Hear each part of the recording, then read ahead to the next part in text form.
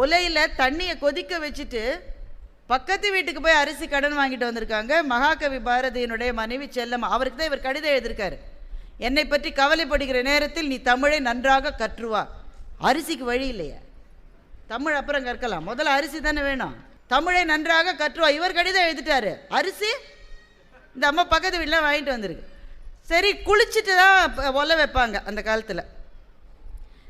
அரிசியை வச்சுட்டு அந்த அம்மா குளிக்க போயிருக்கு. இவர் இப்போ அங்கே வந்து உட்காந்துருக்கார். அந்த நேரம் பார்த்து 2 குருவி வந்துருக்கு. குருவிக்கு கொஞ்சம் அரிசியை போட்டாரோ, அது குஷியாக சாப்பிடுது. ஆகா, மிக அழகாக அரிசியை தின்கிறது, இன்னும் கொஞ்சம் அரிசியை போட்டுங்க. கொஞ்ச நேரத்தில் பார்த்தா 10-15 குருவி வந்துருச்சு. அரிசி கடன் வாங்கின அரிசி முழுக்கவும் போட்டார். செல்லம்மா வெளியில் வந்தால் எப்படி வயத்தறிச்சலாக இருந்திருக்குன்னு மட்டும் யோசிச்சு பாருங்க. என்ன பண்ணியிருக்கீங்க?